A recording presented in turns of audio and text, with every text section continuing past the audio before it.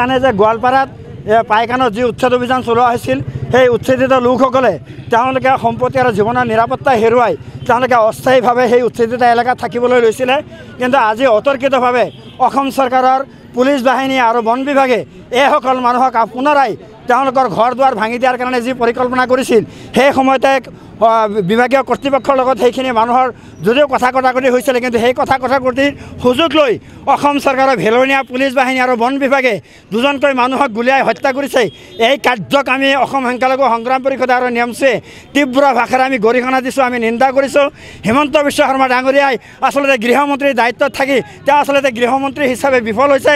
মানুহৰ জীৱন আৰু সম্পত্তি নিৰাপত্তা দিয়াৰ ক্ষেত্ৰত হিমন্ত বিশ্ব শৰ্মা ডাঙৰীয়া বিফল হৈছে।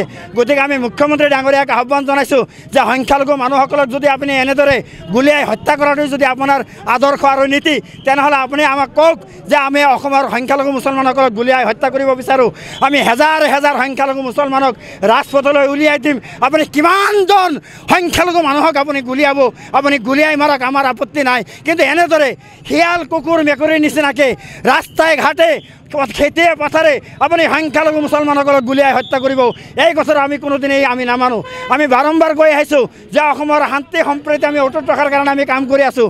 কোনো কাৰণতেই অসমৰ শান্তি সম্প্ৰীতি আমি অক্ষুণ্ণ ৰখাৰ কাৰণে আমি কাম কৰি আছোঁ, যাতে শান্তি সম্প্ৰীতি বিঘ্নিত নহয় তাৰ কাৰণে আমি বাৰম্বাৰ আমি গণতান্ত্ৰিকভাৱে আমি আন্দোলন কৰি আছোঁ। আমি কোনো ধৰণৰ জংগী আন্দোলন কৰা নাই, আমি কোনো ধৰণৰ অসাংবিধানিক আমি আন্দোলন কৰা নাই। আমি সাংবিধানক আমি শ্ৰদ্ধা জনাই, অসম চৰকাৰৰ নীতি আদৰ্শক আমি শ্ৰদ্ধা জনাই, আইনী ব্যৱস্থাক আমি শ্ৰদ্ধা জনাই আমি প্ৰতিবাদ সাব্যস্ত কৰি আছোঁ গণতান্ত্ৰিকভাৱে। কিন্তু আমি যি দেখিবলৈ পাইছোঁ যে মুখ্যমন্ত্ৰী হিমন্ত বিশ্ব শৰ্মা ডাঙৰীয়াই তেওঁ আচলতে আইনৰ ভাষা বুজি নাপায়, তেওঁ গণতন্ত্ৰৰ ভাষা বুজি নাপায়, তেওঁ ধৰ্ম নিৰপেক্ষ যিবিলাক কথা বতৰা আছে সেইবিলাক বুজি নাপায়। তেওঁ সংখ্যালঘু মানুহক নিশেষ কৰাৰ কাৰণে তেওঁ যি পৰিকল্পনা কৰিছে তাক আমি কোনো বাধ্যই সফল হ'বলৈ নিদিওঁ। আমি সংখ্যালঘু মুছলমান ৰাইজক আমি আহ্বান জনাইছোঁ যে কোনো কাৰণতে অসমৰ শান্তি সম্প্ৰীতি বিঘ্নিত হোৱা কাম আমি কৰিব নালাগে। আমাৰ যি আন্দোলন হ'ব, আমাৰ যি প্ৰতিবাদ হ'ব, গণতান্ত্ৰিকভাৱে প্ৰতিবাদ হ'ব।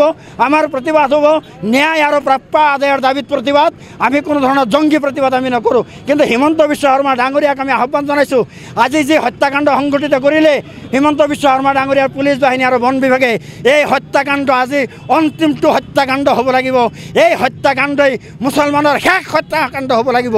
ইয়াৰ পিছত যদি হিমন্ত বিশ্ব শৰ্মাৰ পুলিচ বাহিনী বা বন বাহিনীয়ে যদি কোনো এজন সংখ্যালঘু মানুহৰ গাত হাত দিয়ে, তেনেহ'লে কিন্তু আমি জংগী আন্দোলন কৰাৰ কাৰণে হাজাৰ হাজাৰ মানুহ ৰাজপথত ওলাই হোৱাৰ কাৰণে আমি বাধ্য হ'ম। এই কথা আমি হিমন্ত বিশ্ব শৰ্মা ডাঙৰীয়াক সকীয়াই দিছোঁ।